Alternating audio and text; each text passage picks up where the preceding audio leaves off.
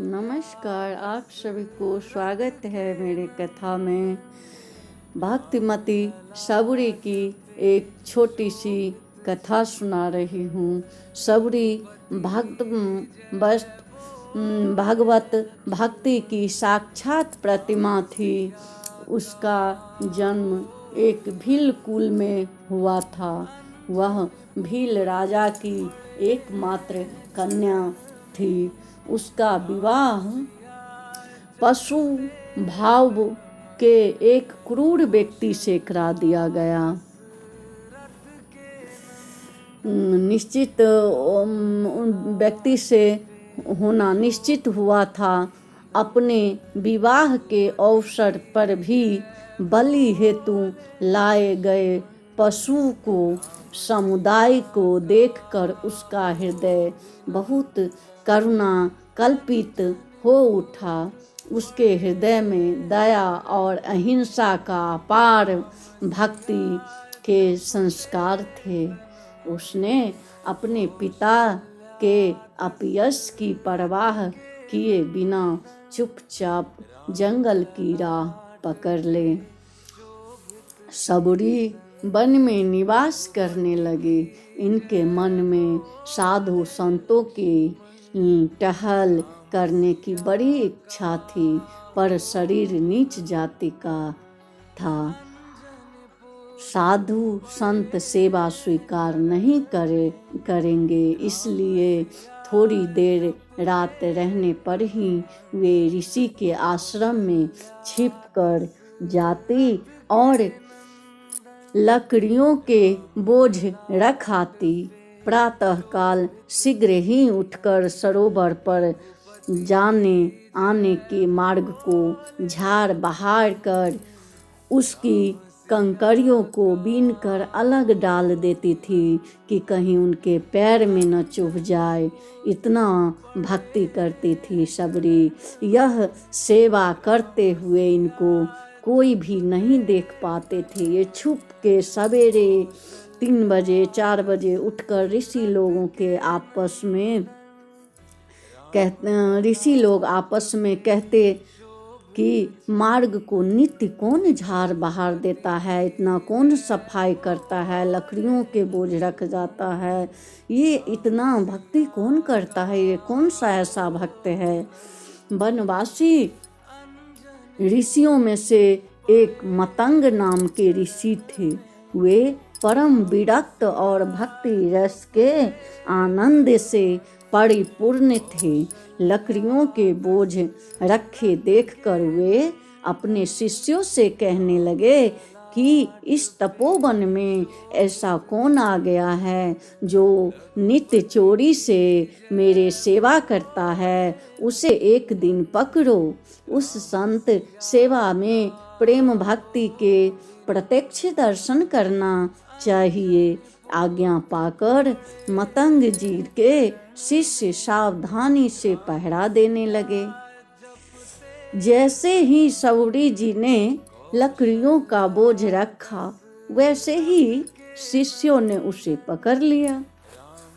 वह बेचारी भय और संकोच वश कांपने लगी और उनके पैरों पर गिर गई। उस भक्तिमयी भिलनी को देखते ही मतंग जी के आँखों में आंसू की धारा बहने लगी।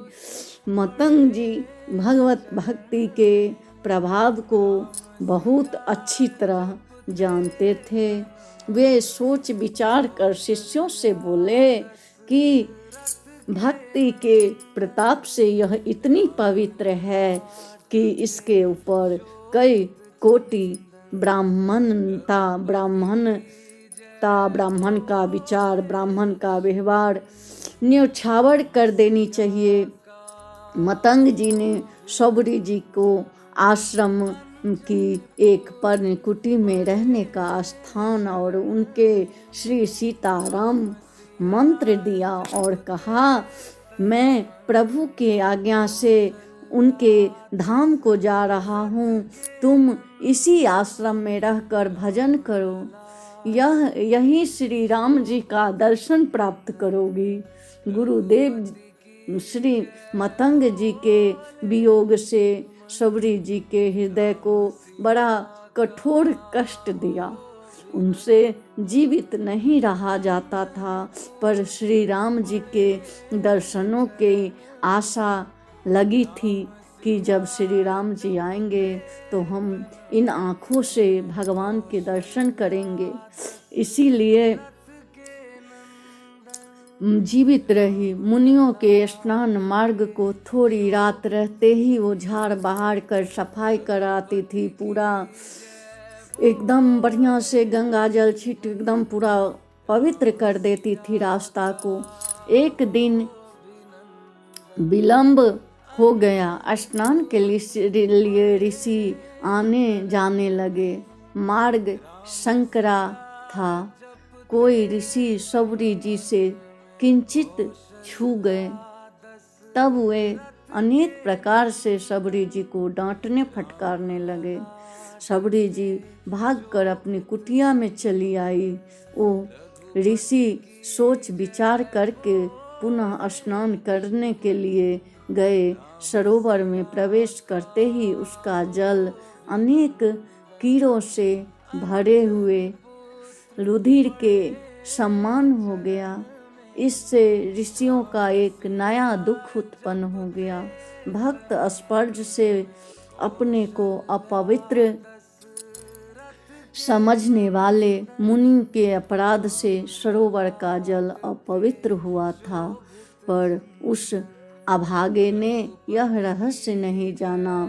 उल्टे ऐसा समझकर सबरी जी के स्पर्शन दोषों से ही जल दूषित हो गया है। सबरी जी को श्री राम जी की बड़ी भारी चिंता रहती। वो आगमन की प्रतीक्षा में अति व्याकुल रहती थी।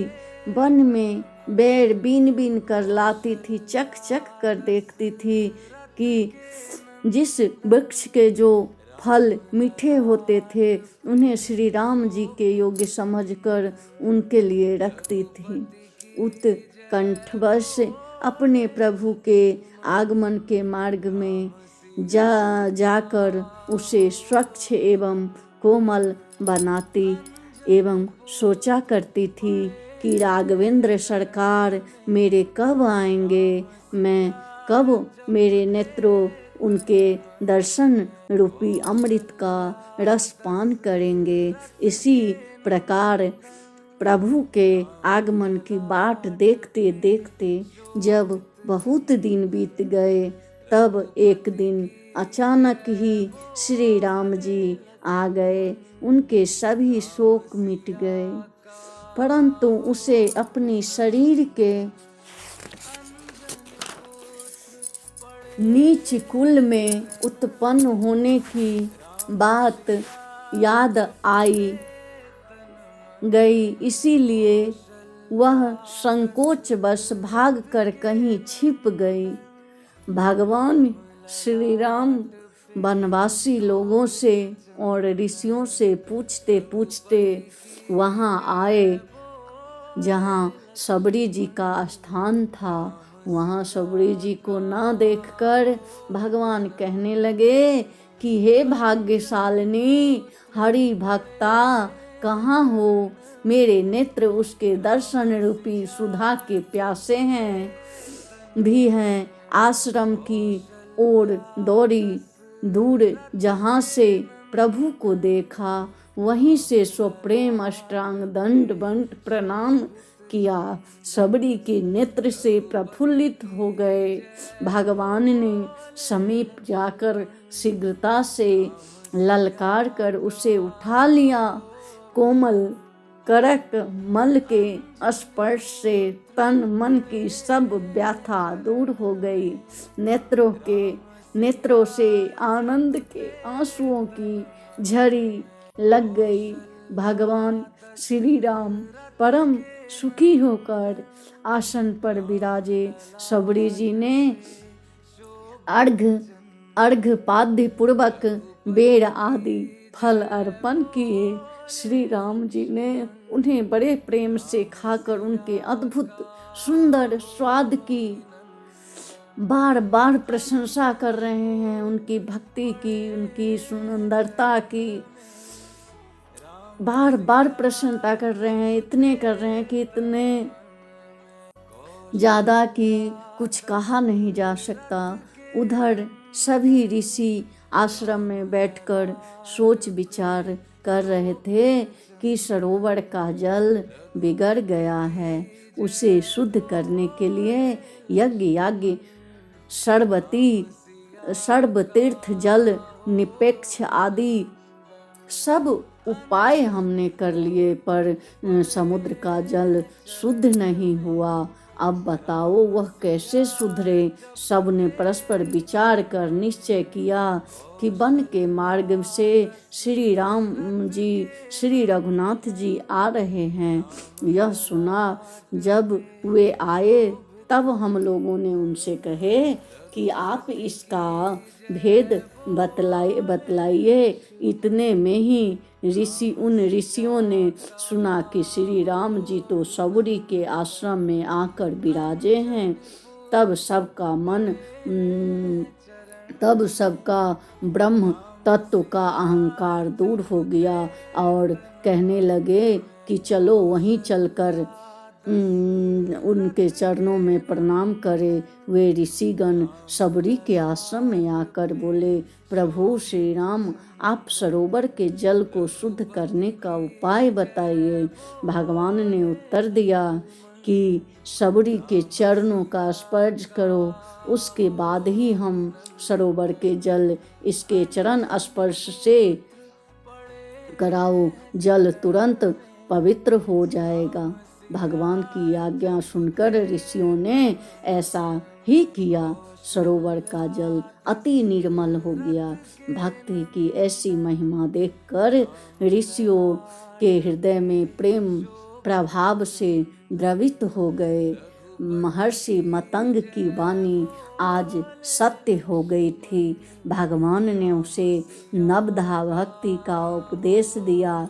सबरी ने सीता जी के खोज के लिए प्रभु को सुग्रीव से मित्रता करने की सलाह दी और स्वयं को